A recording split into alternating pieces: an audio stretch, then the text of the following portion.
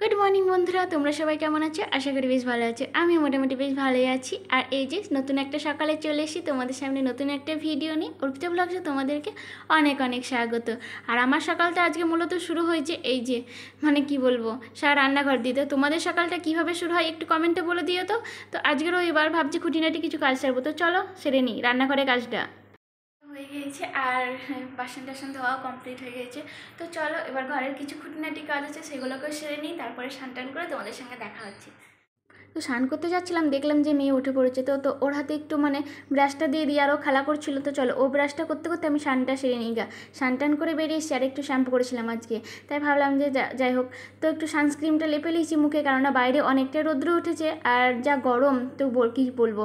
তো মুখের বারোটা তো বেজেই যায়। তারপরে এই যে একটু একটু সিঁদুর নিয়ে নিয়েছি, একটু টিপ পরে নিয়েছি। চলো ঠাকুরকে জলটা দিয়ে দিই করে তো চলে এসেছি আর ঘরের খুঁটিনাটি কাজ আমার কমপ্লিট হয়ে গিয়েছে। মেয়ে তো ওদিকে মুখ ব্রাশ করা কমপ্লিট। তো চলো এবার পুজোটা করে নিই।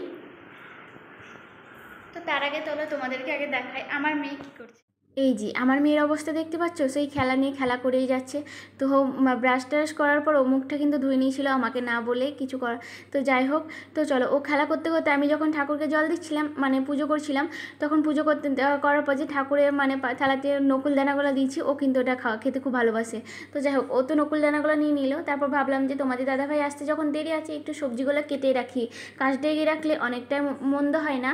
তো ভাবলাম যে উনি আস্তে আস্তে রান্নাটা সেরে নেবো। তো সে যেরকম ভাবা সেরকমই কাজ, উনি আস্তে আস্তে আমার রান্নাটা অলমোস্ট কমপ্লিট হয়ে গিয়েছিলো। আর এখানে সবজি কাটার পরে যে মেয়েকে একটু স্নান করে দিয়েছিলাম, তারপরে পায়ের অবস্থা দেখতে পাচ্ছ এখনও কিন্তু অনেকটাও পায়াটা খারাপই আছে, ভালো এখনও হয়নি। তো যাই ভাবলাম যে একটু ওষুধটা লাগিয়ে দিই। তো ওষুধটা লাগিয়ে দেওয়ার পর ভাবলাম যে চলো একটু খাবারটা করে নিই। আর এই যে ডিম ফাটাতে, এই ডিম ফাটাতে তোমাদের কেমন লাগলে? আমার তো বেশ ভালো লাগে ডিম ফাটাতে। তোমাদের কেমন লাগলে একটু কমেন্ট করে বলে দিও তো। তো যাই হোক, খাবারটা করার পর এই যে মেয়ে তো নেল পলিশ পরতে বসে পড়েছে নিজে নিজে। দুই পায়ে দুই হাতে পরার পর আর কিছু খুঁজে পাচ্ছি না, তাই ভাবলাম যে আমার পাটায় পরে দে। তো আমার নখে নেল পলিশ পরে দিচ্ছিল। তো যাই হোক, তারপরে চলে এসেছি সোজা আবার কিচেনে। আর এই যে খাবারটা বানানো হয়ে গেছে। আজকে ভাবলাম যে নাস্তাতে ডিম রুটিটাই ঠিক আছে। তো এই যে সিম ভাজা করব আর ভাবলাম যে একটু ভেন্ডি ভাজি করবো। তো চলো মেয়েকে তো ভাত দিয়ে দিয়েছি, দুটো খেয়ে নিক, কেননা ওর বাপি যে একটু ঘুরোতে নিয়ে যাবে। তাই এই যে ঘি দিয়ে ভাত খাওয়ার পর বাপিকেও চলে এসছে, বাপির কোলে বসে একটু খাওয়া দাওয়া করে নিয়েছি আমরা। আর ওয়াটারমেলনটা খেয়ে নিয়েছি।